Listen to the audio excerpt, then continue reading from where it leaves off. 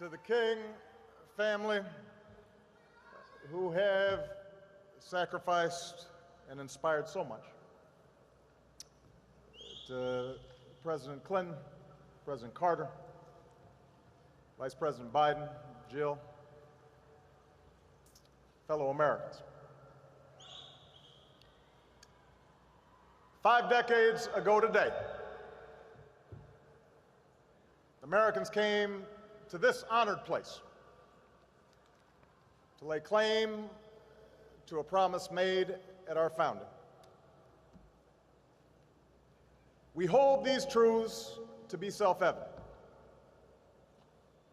that all men are created equal, that they are endowed by their Creator with certain unalienable rights, that among these are life, liberty, and the pursuit of happiness. In 1963, almost 200 years after those words were set to paper, a full century after a great war was fought and emancipation proclaimed, that promise, those truths, remained unmet. And so they came by the thousands from every corner of our country. Men and women, young and old, blacks who longed for freedom and whites who could no longer accept freedom for themselves while witnessing the subjugation of others. Across the land, congregations sent them off with food and with prayer. In the middle of the night, entire blocks of Harlem came out to wish them well. With the few dollars they scrimped from their labor, some bought tickets and boarded buses, even if they couldn't always sit where they wanted to sit. Those with less money hitchhiked or walked. They were seamstresses and steel workers, students and teachers, maids and Pullman porters. They shared simple meals and bunked together on floors. And then, on a hot summer day, they assembled here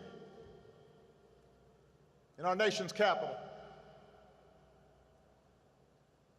under the shadow of the great emancipator, to offer testimony of injustice, to petition their government for redress, and to awaken America's long slumbering conscience.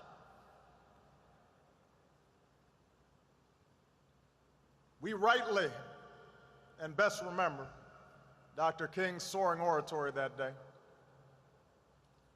how he gave mighty voice to the quiet hopes of millions, how he offered a salvation path for oppressed and oppressors alike. His words belong to the ages, possessing a power and prophecy unmatched in our time. But we would do well to recall that day itself also belonged to those ordinary people whose names never appeared in the history books, never got on TV. Many had gone to segregated schools and sat at segregated lunch counters. They lived in towns where they couldn't vote, in cities where their votes didn't matter. They were couples in love who couldn't marry, soldiers who fought for freedom abroad that they found denied to them at home. They had seen loved ones beaten and children fire-hosed,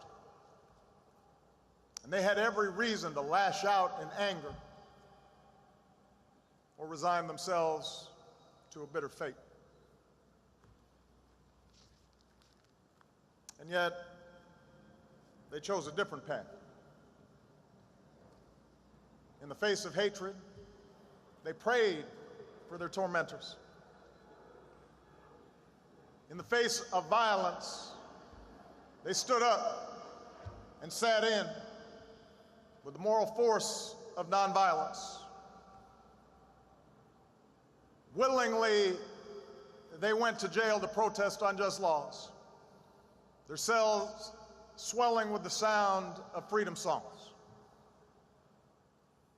A lifetime of indignities had taught them that no man can take away the dignity and grace that God grants us.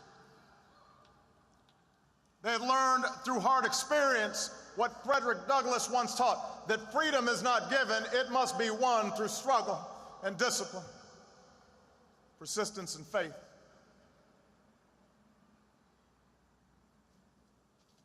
That was the spirit they brought here that day. That was the spirit young people like John Lewis brought to that day. That was the spirit that they carried with them like a torch back to their cities and their neighborhoods. That steady flame of conscience and courage that would sustain them through the campaigns to come.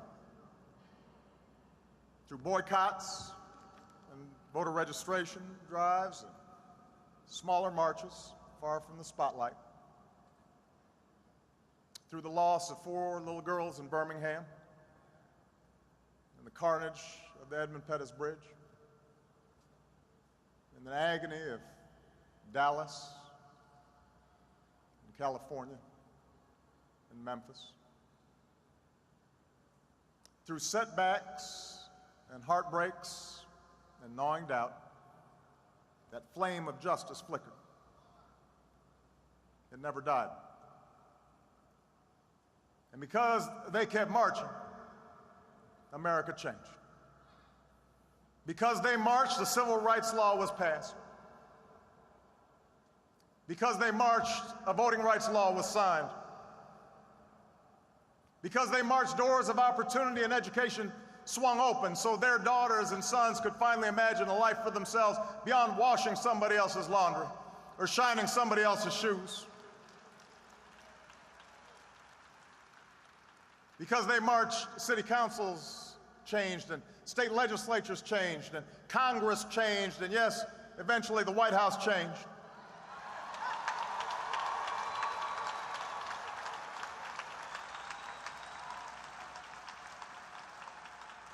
Because they marched, America became more free and more fair, not just for African Americans, but for women and Latinos, Asians and Native Americans, for Catholics, Jews and Muslims, for gays, for Americans with disabilities.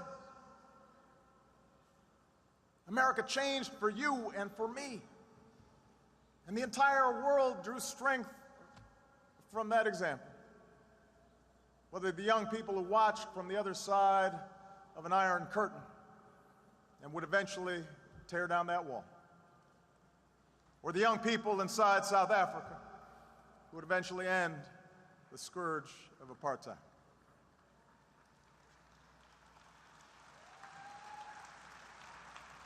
Those are the victories they won,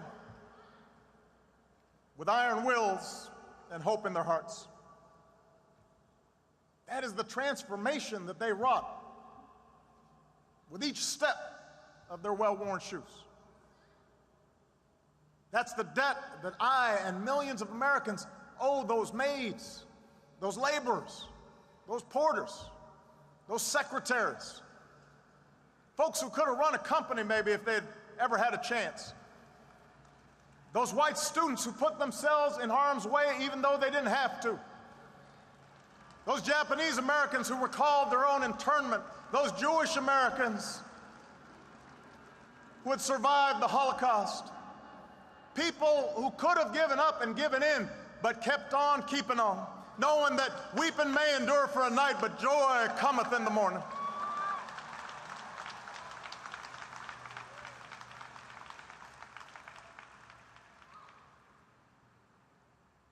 On the battlefield of justice,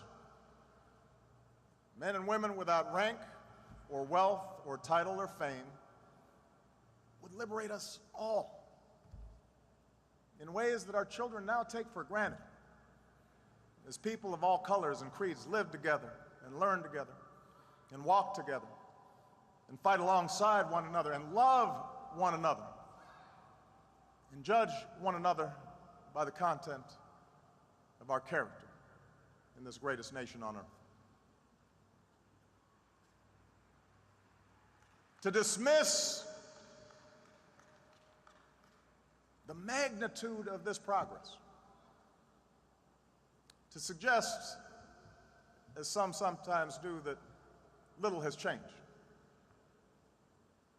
that dishonors the courage and the sacrifice of those who paid the price to march in those years.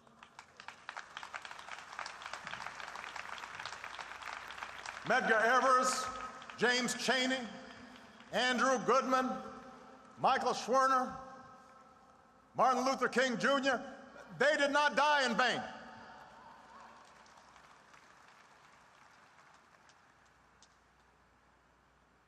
Their victory was great.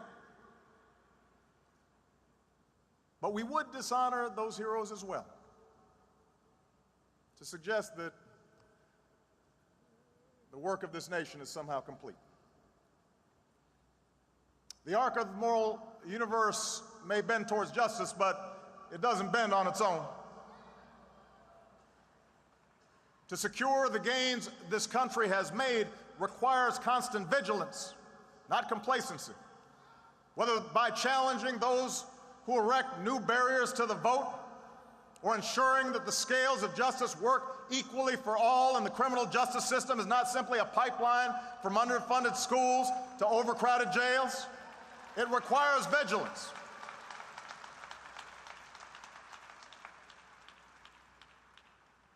And we'll suffer the occasional setback. But we will win these fights. This country has changed too much. People of goodwill, regardless of party, are too plentiful for those with ill will to change history's currents.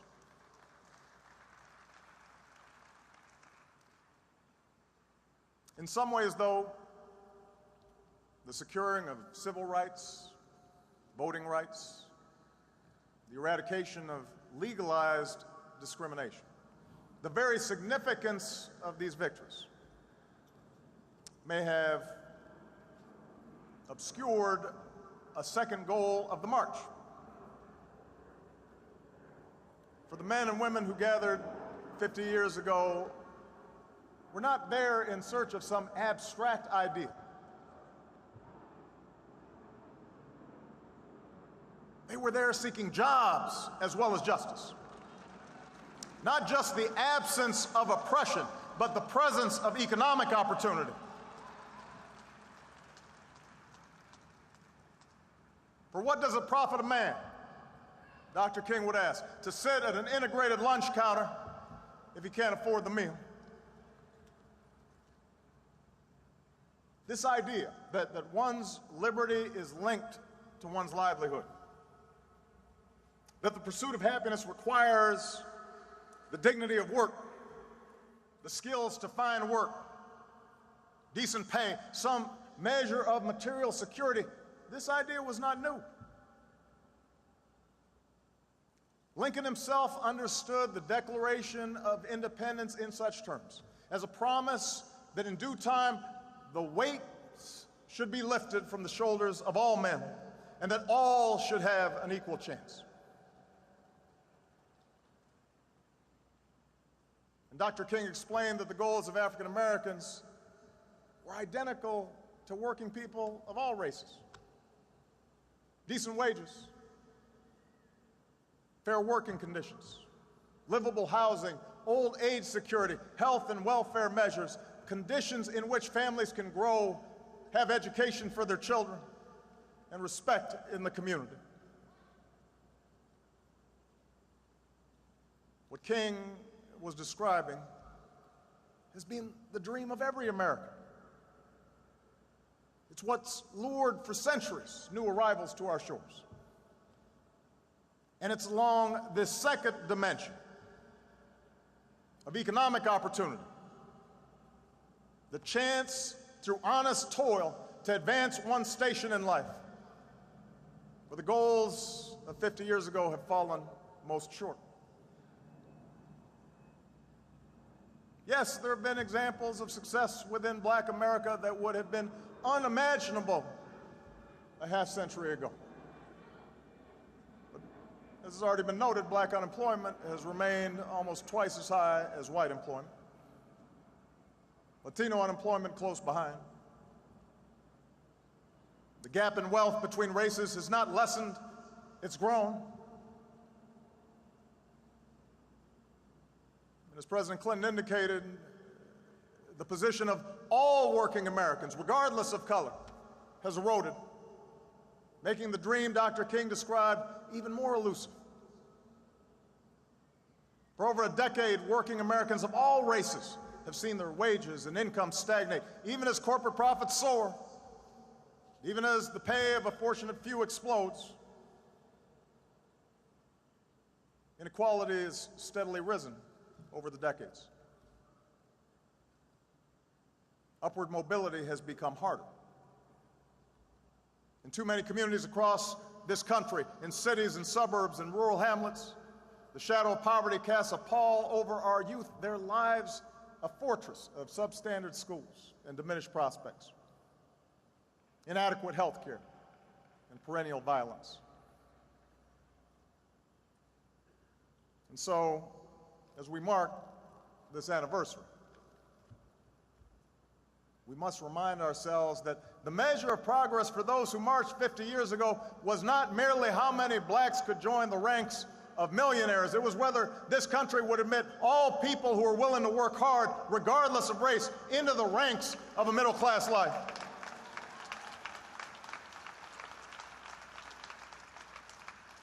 The test was not and never has been whether the doors of opportunity are cracked a bit wider for a few. This is whether our economic system provides a fair shot for the many, for the black custodian and the white steelworker, the immigrant dishwasher, and the Native American veteran. To win that battle, to answer that call, this remains our great unfinished business.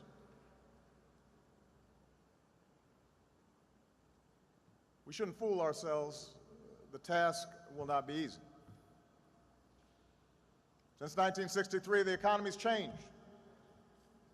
The twin forces of technology and global competition have subtracted those jobs that once provided a foothold into the middle class, reduced the bargaining power of American workers. And our politics has suffered.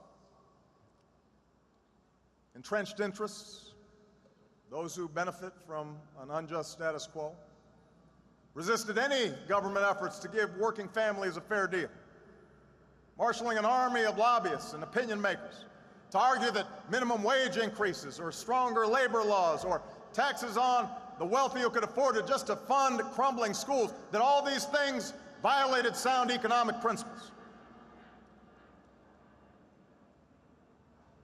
We'd be told that growing inequality was a price for a growing economy, a measure of the free market, that greed was good and compassion ineffective, and those without jobs or health care had only themselves to blame.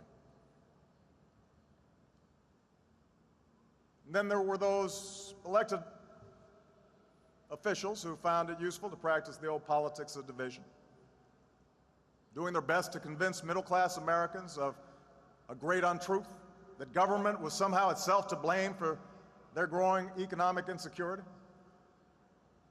that distant bureaucrats were taking their hard-earned dollars to benefit the welfare cheat or the illegal immigrant.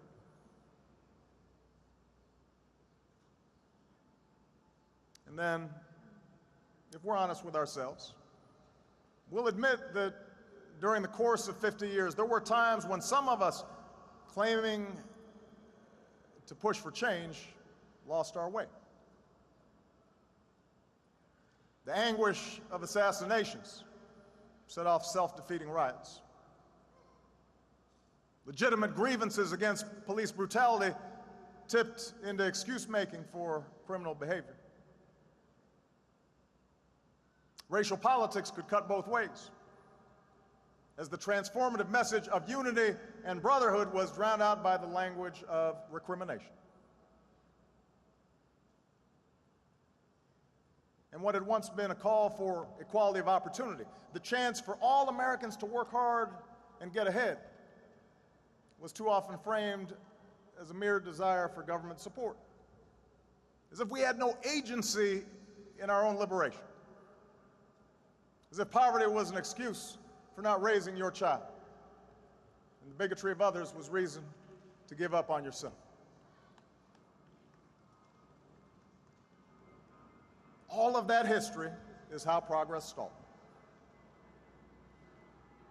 That's how hope was diverted. That's how our country remained divided. But the good news is, just as was true in 1963, we now have a choice. We can continue down our current path in which the gears of this great democracy grind to a halt and our children accept a life of lower expectations, where politics is a zero-sum game, where few do very well while struggling families of every race fight over a shrinking economic pie. That's one path. Or we can have the courage to change. The March on Washington teaches us that we are not trapped by the mistakes of history, that we are masters of our fate. But it also teaches us that the promise of this nation will only be kept when we work together. We'll have to reignite the embers of empathy and fellow feeling, the coalition of conscience that found expression in this place 50 years ago. And I believe that spirit is there, that truth force inside each of us. I see it when a white mother recognizes her own daughter in the face of a poor black child. I see it when the black youth thinks of his own grandfather in the dignified steps of an elderly white man. It's there when the native-born recognizing that striving spirit of the new immigrant. When the interracial couple connects the pain of a gay couple who are discriminated against and understands it as their own. That's where courage comes from. When we turn not from each other or on each other, but towards one another, and we find that we do not walk alone. That's where courage comes from.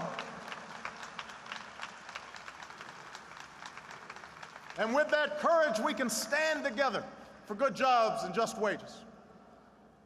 With that courage, we can stand together for the right to health care in the richest nation on earth for every person.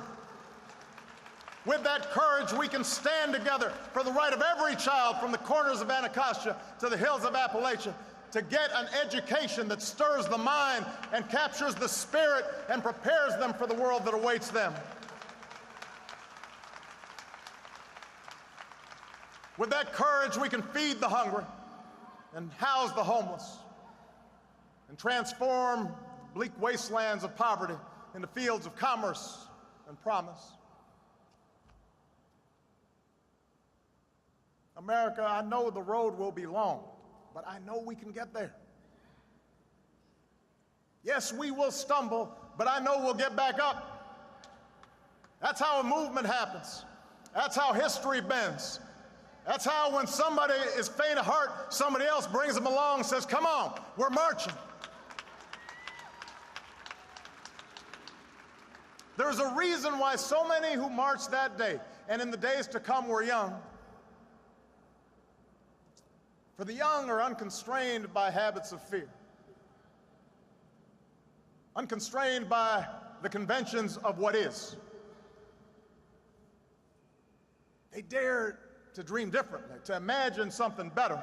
And I am convinced that same imagination, the same hunger of purpose, stirs in this generation. We might not face the same dangers of 1963, but the fierce urgency of now remains. We may never duplicate the swelling crowds and dazzling procession of that day so long ago. No one can match King's brilliance, but the same flame that lit the heart of all who are willing to take a first step for justice, I know that flame remains. That tireless teacher who gets to class early and stays late and dips into her own pocket to buy supplies because she believes that every child is her charge, she's marching. That successful businessman who doesn't have to but pays his workers a fair wage and then offers a shot to a man, maybe an ex-con, who's down on his luck, he's marching.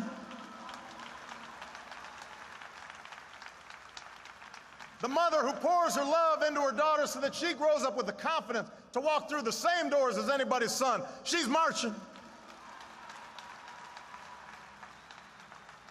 The father who realizes the most important job he'll ever have is raising his boy right, even if he didn't have a father, especially if he didn't have a father at home, he's marching.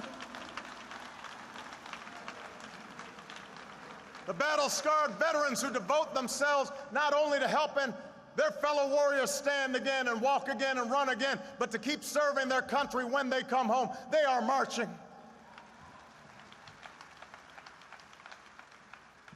Everyone who realizes what those glorious patriots knew on that day, that change does not come from Washington, but to Washington. The change has always been built on our willingness, we, the people, to take on the mantle of citizenship. You are marching. And that's the lesson of our past. That's the promise of tomorrow. That in the face of impossible odds, people who love their country can change it. And when millions of Americans of every race and every region, every faith and every station can join together in a spirit of brotherhood, then those mountains will be made low, and those rough places will be made plain, and those crooked places, they straighten out towards grace, and we will vindicate the faith of those who sacrifice so much and live up to the true meaning of our creed as one nation under God, indivisible, with liberty and justice for all.